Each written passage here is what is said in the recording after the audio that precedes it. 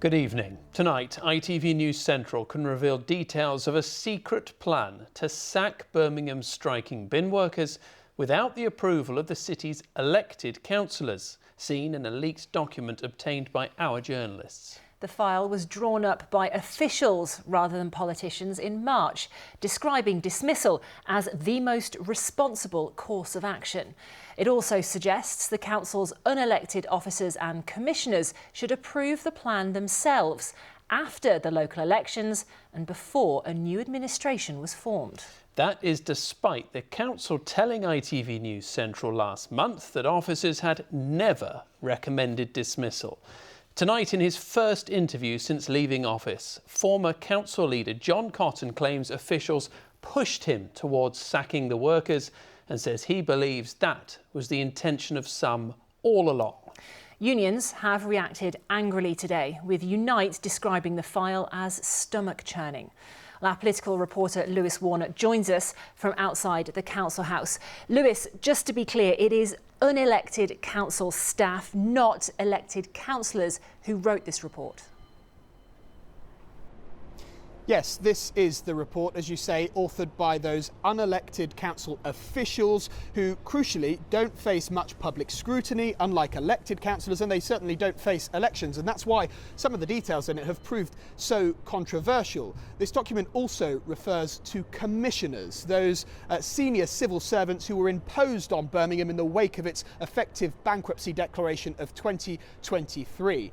Now, what's in this document tonight has proved grave concern among unions, bin workers and politicians of all stripes. It will not end until we get our victory. They've been on picket lines since January last year, through all weathers, fighting plans to downgrade their jobs and cut their pay. Now, ITV News Central has obtained a secret document which reveals how the council could have sacked them all and done so without politicians even having a say. Stand up and we fight! Written in March by unelected council officers, the document outlines possible ways to end the strike. It describes dismissal as the only certain mechanism to bring industrial action in the waste service to a conclusion. And later says dismissal is the only option that achieves all of the objectives to swiftly resolve industrial action. Despite that clear endorsement for sacking the workforce, in an email to ITV News Central on the 5th of June, the council said officers have never recommended dismissal. The timing of the plan, kept secret until now, is remarkable. It argues that officers and commissioners should take the decision themselves, stating, dismissal of striking staff should occur in a defined window immediately following the local elections, but before a new administration formally takes office. It continues, this approach allows the incoming administration to disown responsibility for the decision, while nonetheless benefiting from the resolution of the strike. The file shows officers were aware a new administration might not support the move, stating, officers are unlikely to receive clear political authority to pursue dismissal, adding, the most responsible course is for officers, with overt support from commissioners, to take this difficult decision in the immediate post-election period. Of course, we know that didn't actually happen. Birmingham now has a new Lib Dem Green-led coalition and the strike continues. But there are those that believe some of the unelected council officers and commissioners wanted to dismiss the workforce almost from the outset. They include the man who was, until just weeks ago, the council leader. In his first interview since leaving office, Labour's John Cotton claims some officers and commissioners pushed him to sack the workers. He says this document, presented to him in March, was designed to achieve exactly that. I just thought that was outrageous. You cannot have a position where a decision of that magnitude is taken without the involvement and indeed the approval of the political leadership of the council. All the other potential options were kind of dismissed for one reason or another, including a negotiated settlement. So you kind of read that, and you could read it as it's pushing into one preferred outcome. But I was very, very clear in my response to that there was no way I was going to countenance the dismissal of the workforce. It actually says it would be impractical and unfair to place a likely coalition administration in the position to sack the workers. I mean, on that logic, it would be impractical and unfair to have elected politicians of any stripe involved in any decision whatsoever. John Cotton believes some commissioners deliberately frustrated his attempts to reach a deal with Unite the Union. A week before the election, he announced an agreement was within touching distance. He believes going public made it impossible for the plan to sack the workers to go ahead. He says he made that announcement out of frustration, believing commissioners were dragging their feet behind the scenes. I have a short statement. Including, he claims, cancelling a crucial meeting with other unions. So this is a meeting you instructed as council leader be set up to help get to a resolution to end the bin strike, and it was cancelled by commissioners without your approval. And it was cancelled on the basis that they wanted further clarity before and further detail before they wanted that meeting to go. What do you think ahead. that really meant? I mean, I'm not sure what further clarity and further detail they're after, because they had plenty of clarity and detail. Some people will say you are right now just trying to blame unelected council officials for Labour's own failures, for your own failures. What would you say to that? I was always very careful throughout my time as leader to respect the line between officers and members. But are you just trying to pass blame? No, I worked very hard to try and bring that strike to a close. At the end of the day, I'm now the ex-leader of the council. We lost an election. I accept that. So there isn't any retrofitting of history on my part. Them's the facts. The file does outline other options and says a settlement would need to be fully explored before dismissal was chosen.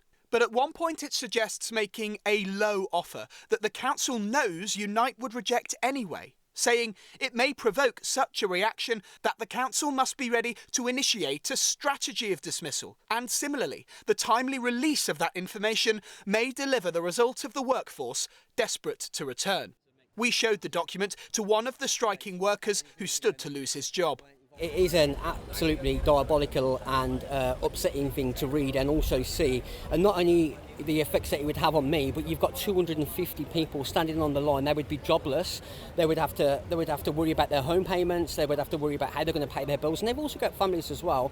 You know, these officers have got families too. So I would like to ask, how would they feel if it was them in that position? Unite's General Secretary says the details are stomach-churning. The document is an absolute abhorrence. It's an abhorrence and it's a disgrace. And I have to say, probably some of the most hostile employers in Britain would absolutely blush at what is in this document. As I said at the time, this was either incompetence or sabotage. Now we know it was sabotage. They never wanted a deal, and that has been the problem with this dispute from the very beginning. We also shared the documents with Ravi Subramanian, Regional Secretary for Unison. His union represents almost 6,000 Birmingham City Council workers. In all your time dealing with local authorities, have you ever seen a document like that? I've dealt with local authorities for over 35 years, Lewis. I've never, ever come across anything like this. As I said, when you first told me about this, I genuinely didn't believe it. I wanted to see the document because I thought you may have misunderstood it. And when I saw it, I was absolutely gobsmacked. This is unelected council officers putting in writing a strategy to deliver a political decision without any politicians being involved in it. And it deliberately says, officers are unlikely to receive clear political authority to pursue dismissal once a new administration takes place. So this is an admission in this document that they're not going to get politicians to agree to it, but they're going to do it anyway. That's shocking, Lewis, absolutely shocking. A month after this document was written, Ravi wrote to the lead commissioner, highlighting his concerns about possible sackings. Tony McArdle replied, saying commissioners were bemused by the suggestion they wanted to sack the workers. Tony McArdle said no, that they weren't going to do that. So clearly they've been not telling the truth. What he has written in this letter is not borne out by that document. How would you describe the current state of industrial relations at Birmingham City Council? With respect to Unison, we have zero trust and confidence in the council officers and the commissioners. And with us having 6,000 members at the council, I am worried about how that's going to impact upon them as workers. Now that Unison have become aware of this, I will be making sure that my colleagues at Unison National Office are aware of this, and I'm going to be asking them to take it up with the Secretary of State directly. This document raises profound questions about just who has the power to make decisions of this scale and who should carry the responsibility. Well, Lewis, this has certainly caused a lot of anger, as we've seen there. Sounds though maybe legally it could be been a bit tricky for the council as well. Well, the document admits that dismissing the workforce would amount to unfair dismissal under the government's new Employment Rights Act, and it estimates it would cost the council around £23 million in payments. But the council insists, despite some of the language in this document, that it does not formally recommend dismissal, and instead it concludes a settlement is the best option. It points to the penultimate paragraph, which concludes that reaching a negotiated settlement is the least worst option. But our understanding of that paragraph is it's referring to a settlement to do with dismissal payments as opposed to a settlement as such with Unite to end the strike.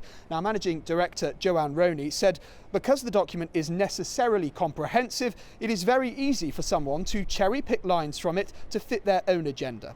It was in no way intended to undermine or remove power from an incoming administration. Lead Commissioner Tony McCardle said good governance requires that Cabinet members are presented with an evaluation of all options that are open to them, detailing the pros and cons of each. It also requires that officers make a recommendation on a preferred option. This paper does all of these things properly. There is nothing here to criticise officers for. Despite those assurances and those statements, the revelations have sparked anger among current councillors here. Labour is tonight calling for an independent investigation. The Conservatives and Reform UK say officers have questions to answer too. These are unelected bureaucrats. They should not be taking these kind of decisions. It's up to the administration to do that. Otherwise, what's the point? What's the point of having councillors, of having local politicians that are elected to do the job and represent constituents if officers just make the decisions anyway? But we'll be asking questions, and rightfully so. Not only will we be asking questions to the officers who allowed this to happen and actually wrote the report, I'm led to believe, but also of the administration. Will they be holding these officers to account? Will they be having the stern conversations that they need to? Or will they allow this to keep on happening under their nose? We've said scrutiny is going to meet now, and this is one of the things we'll be taking to scrutiny. We already had on our list of things that needed answers the tackling of the strike and equal pay, and this opens up even more things that need to be looked at. The people of Birmingham have a right to know who was suggesting that major decisions in the city should be taken without a democratic mandate, because that's fundamental to democracy here in Birmingham. Well, Lewis, strong words there as well. Looking forward, what is likely to happen now? And crucially, is there a chance that the striking workers could still be sacked?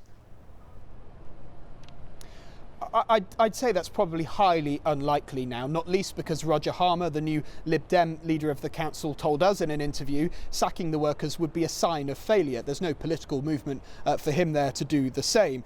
The key issue around equal pay, of course, remains around this. A settlement payoff to Unite members might lead to equal pay claims from GMB and Unison members, though from our interview with John Cotton, we know he made attempts to try and see that off by accepting payments to GMB and Unison as part of this deal. With this document, we can expect many more questions, of course, to come from those elected councillors. Roger Harmer, the council leader, though, says he's not interested in old documents. He's only interested in getting a resolution to the strike. But such is the shock that this option was even put on the table. Many councillors argue that would undermine their position and the need for elections altogether. Well, as you say, Lewis, much more to come on this. For now, though, thank you. And to read more of that document obtained by ITV News Central, head to our website at itv.com/central.